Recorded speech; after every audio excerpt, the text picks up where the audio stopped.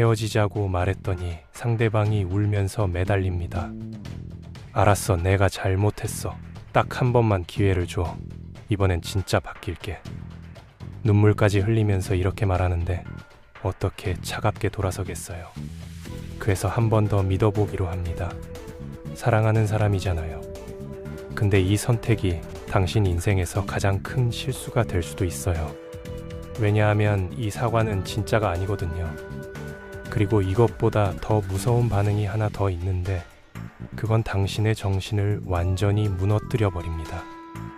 오늘은 세상에서 가장 헤어지기 어려운 연인이 보이는 두 가지 반응에 대해 이야기해 보겠습니다. 이런 관계는 처음에 너무나 완벽하게 시작됩니다. 상대방에게 강하게 끌리는데 외모만 매력적인 게 아니라 성격도 좋고 대화도 잘 통하거든요. 뭔가 이 사람이랑은 다르다는 느낌이 들어요. 지금까지 만났던 사람들과는 확실히 다른 무언가가 있는 것 같은 거죠. 특히 상대방의 과거 이야기를 듣다 보면 마음이 아파지는데요. 어린 시절 상처가 있거나 누군가에게 배신당한 경험이 있으면 이 사람을 지켜주고 싶다는 생각이 들어요. 이 사람한테는 내가 필요해. 나라면 이 사람을 행복하게 해줄 수 있어. 이런 마음이 자연스럽게 생기는 거죠. 상대방도 당신에게 푹 빠진 것처럼 행동합니다. 너랑 평생 함께하고 싶어. 너 아니면 안 돼. 이런 말들을 수시로 하면서요. 헤어질 생각 같은 건 전혀 없어 보이고 오히려 당신보다 더 이 관계에 진심인 것처럼 느껴질 때도 있거든요. 그래서 당신은 확신하게 되는 거예요. 이번엔 진짜다. 이 사람이랑은 끝까지 갈 수 있겠다고요. 근데 시간이 지나면서 이상한 점들이 보이기 시작합니다. 처음엔 사소한 거라고 넘기지만 점점 쌓이면서 무시할 수 없는 수준이 되거든요. 처음에는 그냥 컨디션이 안 좋아서 그런가 보다 하고 넘어가요. 누구나 힘든 날이 있으니까요. 근데 그게 한 번이 아니라 두 번, 세 번 반복되고 어느 순간 이건 컨디션 문제가 아니라는 걸 알게 됩니다. 그리고 마침내 깨닫게 돼요. 내가 사랑하는 이 사람이 실은 나를 망가뜨리고 있다는 걸요. 상대방이 당신을 해치는 방식은 정말 다양합니다. 물리적 폭력이 가장 눈에 띄지만 손 하나 안 대고도 사람을 부숴버리는 방법은 수없이 많아요. 바람을 피우거나 도박을 하거나 술에 중독되어 있을 수도 있고요. 돈을 물 쓰듯이 써서 가정 경제를 파탄내는 경우도 있습니다. 당신의 친구들을 하나씩 멀리하게 만들거나 가족과의 관계를 끊어놓는 사람도 있어요. 가장 알아채기 어려운 건 정서적으로 부재하는 경우예요. 같은 집에 살지만 따뜻함이 전혀 없고 스킨십을 절대 먼저 하지 않거든요. 포옹 한 번 없이 며칠이 지나가고 옆에 있는데 혼자인 것 같은 느낌이 들죠. 몸은 함께인데 마음은 1000km쯤 떨어져 있는 것 같은 그런 느낌이요. 이런 유형이 가장 힘든 이유는 뭔가 잘못됐다는 걸 알겠는데 정확히 뭐가 잘못된 건지 설명하기가 어렵기 때문이에요. 때리는 것도 아니고 욕하는 것도 아니고 바람 피는 것도 아닌데 그냥 뭔가 없어요. 있어야 할 게 없는 거죠. 문제를 인식해도 당신은 바로 말하지 못합니다. 상대방을 사랑하니까요. 그리고 기본적으로 착한 사람이니까요. 착한 사람들은 갈등을 피하려고 해요. 상대방 기분을 상하게 하고 싶지 않고 관계가 나빠질까봐 걱정되거든요. 그래서 문제가 있어도 직접적으로 말하지 못하고 빙빙 돌려서 얘기하거나 비꼬는 말투로 표현하거나 그냥 속으로만 사귀게 되는 거예요. 혼자 끙끙 앓으면서 상대방이 알아서 알아서 눈치채 주길 바라는 거죠. 근데 상대방은 절대 눈치채지 못해요. 그러다 어느 날 폭발합니다. 몇 달이 걸릴 수도 있고 몇 년이 걸릴 수도 있고 수십 년이 걸릴 수도 있어요.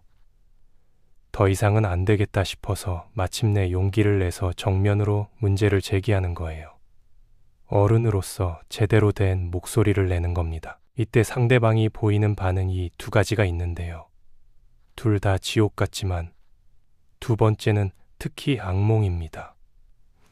당신이 최후 통첩을 합니다. 이 문제가 계속되면 나는 떠나겠다고요. 떨리는 목소리로 그 말을 하고 나면 심장이 터질 것 같거든요. 사랑하는 사람한테 이런 말을 해야 하다니 내가 너무한 건가 싶기도 하고요. 온갖 부정적인 반응을 예상하면서 긴장하고 있는데 전혀 다른 일이 벌어져요. 상대방이 갑자기 무너지면서 인정하는 겁니다. 맞아, 내가 잘못했어. 이제야 깨달았어. 정말 미안해. 한 번만 기회를 줘. 이번엔 진짜 바뀔게. 눈물까지 흘리면서 이렇게 말하거든요. 진심으로 반성한 것처럼 보여요. 이 순간 당신은 감동받게 됩니다. 이 사람이 드디어 자기 문제를 인정하다니 변할 수 있겠구나 싶은 거예요. 상대방은 시간을 달라고 하고 상담도 받겠다고 약속합니다. 당장 다음 주에 예약 잡겠다고요. 전문가 도움을 받아서라도 바뀌겠다고 하니까 진짜 이번엔 다르겠구나 싶은 거죠. 여기까지만 보면 해피엔딩의 시작처럼 보이잖아요. 문제를 인정했고 사과했고 바꾸겠다고 약속했으니까요.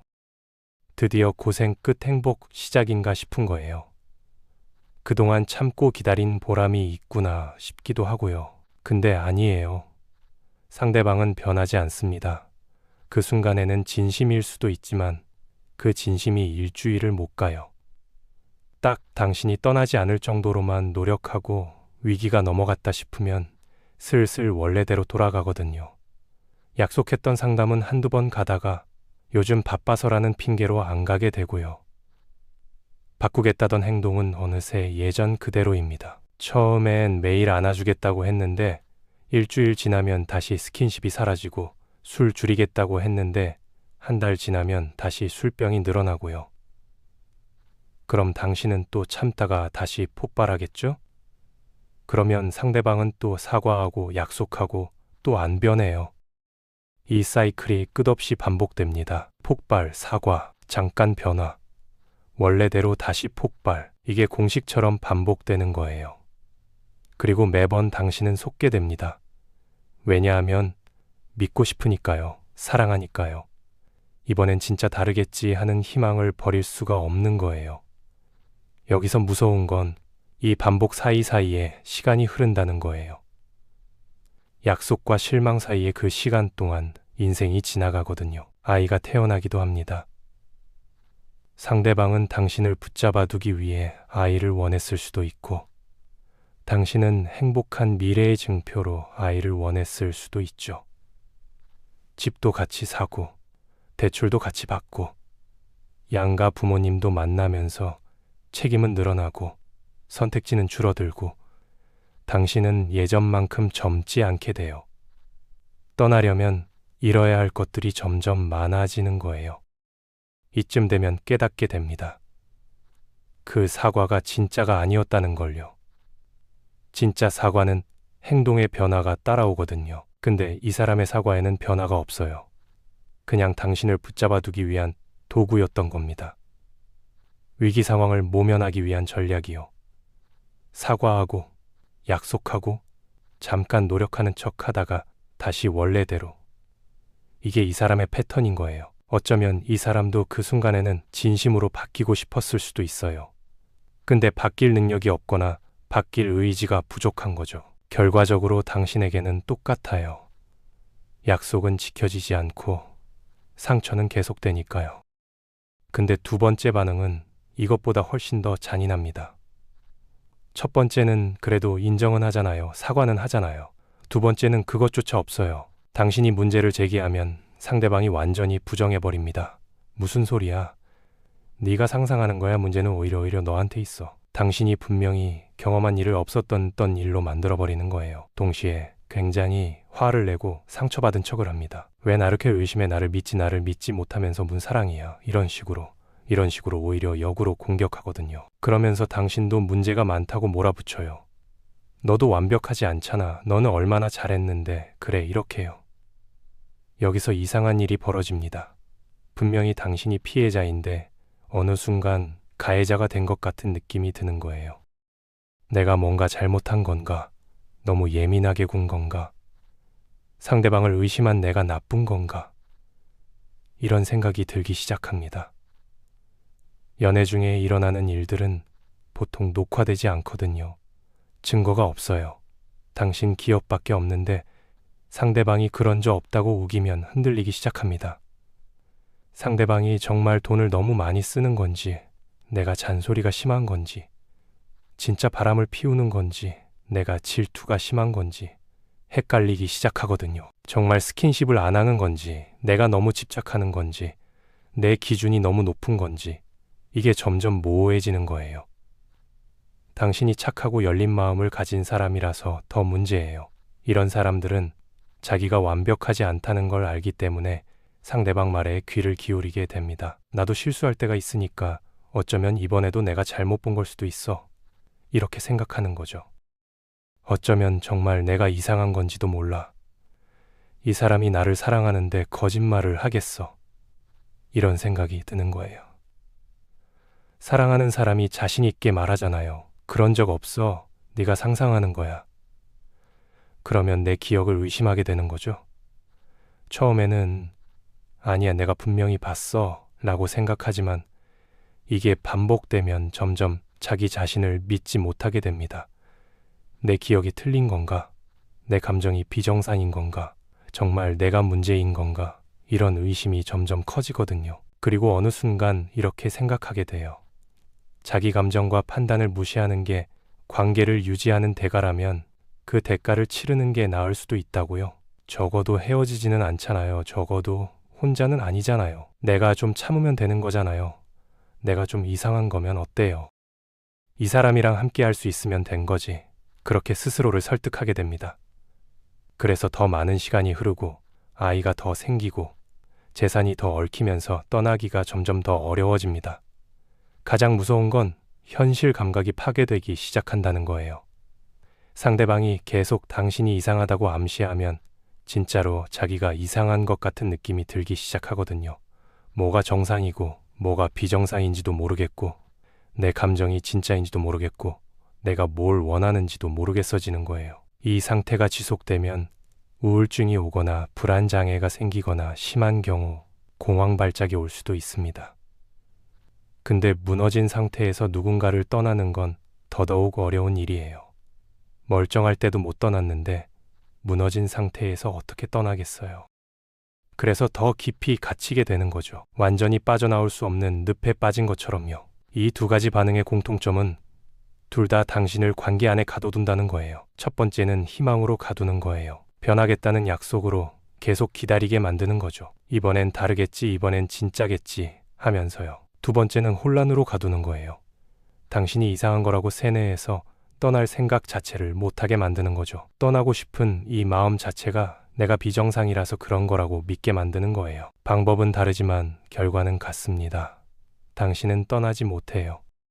더 잔인한 건 이 두 가지 반응을 번갈아 가면서 쓰는 사람도 있다는 거예요. 어떨 때는 인정하고 사과하고 약속하다가 또 어떨 때는 네가 이상한 거라고 부정하는 거죠. 그러면 당신은 완전히 혼란에 빠지게 됩니다. 이 사람이 진심인지 아닌지 도무지 알 수가 없거든요. 왜 떠나지 못하는 걸까요? 상대방이 나를 망가뜨리고 있다는 걸 알면서도 왜 계속 그 자리에 있는 걸까요? 우선 사랑하기 때문이에요. 이게 가장 단순하면서도 가장 강력한 이유거든요. 아무리 힘들어도 이 사람을 사랑하니까 떠날 수가 없는 거예요. 그리고 상대방도 나를 사랑한다고 말하잖아요. 나를 사랑하는 사람을 어떻게 버려요? 사랑받고 있는데 떠나는 건 배은망덕한 것 같고요. 죄책감도 큽니다. 특히 첫 번째 반응을 보이는 상대를 떠나려고 하면 엄청난 죄책감이 들거든요.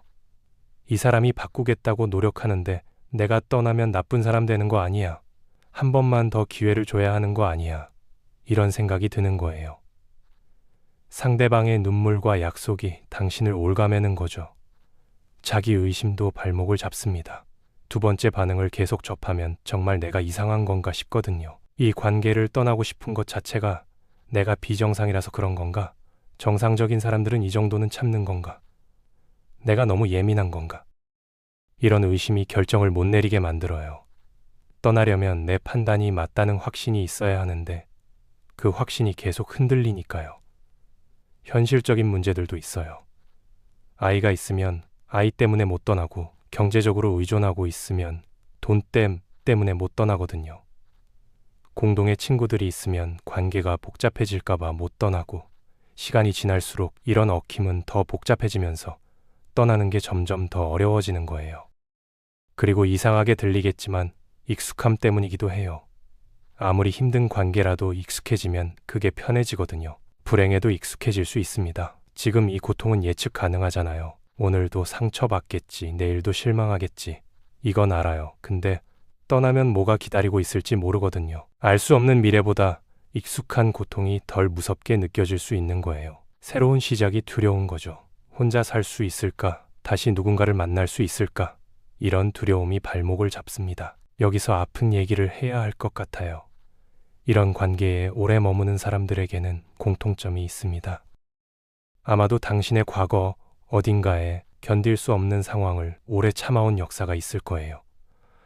어린 시절에 부모님의 갈등을 지켜보면서 참았거나 누군가의 정서적 학대를 견뎌야 했거나 자기 욕구를 표현하면 안 되는 환경에서 자랐을 수도 있거든요. 그래서 이런 종류의 고통이 익숙한 거예요. 이게 비정상이라는 걸 머리로는 알지만 몸은 이미 이 패턴에 적응되어 있는 거죠. 이 사람을 만나기 전에도 비슷한 관계가 있었을 수도 있어요. 패턴이 반복되는 거거든요. 상처받은 사람에게 끌리고 그 사람을 구해주고 싶어 하고 자기를 희생하면서 관계를 유지하려고 하는 패턴이요. 이건 당신 잘못이 아니에요. 어린 시절에 형성된 패턴이고 의식하지 못하는 사이에 작동하는 거거든요. 하지만 인식해야 바꿀 수 있습니다. 지금 이 영상을 보고 있다면 이미 인식하기 시작한 거예요. 결론적으로 두 경우 모두 떠나야 합니다. 상대방이 사과하고 약속하든 부정하고 당신을 미치광이 취급하든 결국에는 그 관계를 끝내야 해요. 당신의 장기적인 정신건이 거기에 달려 있거든요. 지금은 버틸 수 있을 것 같아도 이 상태가 5년, 10년 계속되면 당신은 완전히 무너질 거예요. 쉽지 않다는 거 압니다. 사랑하는 사람을 떠나는 것도 어렵고 나를 사랑한다고 말하는 사람을 떠나는 것도 어려운데요. 그 사람이 계속 바꾸겠다고 약속하거나 아니면 내가 문제라고 우기고 있으니까요. 이 결정 앞에서 당신은 극도로 외로울 거예요. 약속을 믿고 기다리다가 떠나면 매정한 사람이 된 것 같은 죄책감이 들 거고요. 상대방의 부정을 뚫고 떠나면 정말 내가 이상한 건 아닌가 하는 의심이 들 거예요. 증거는 없이 오직 내면의 확신만으로 이 결정을 내려야 할 수도 있습니다. 상대방은 끝까지 아니라고 할 거고 주변 사람들은 그 사람 그렇게 안 보이는데 하면서 당신을 이상하게 볼 수도 있거든요.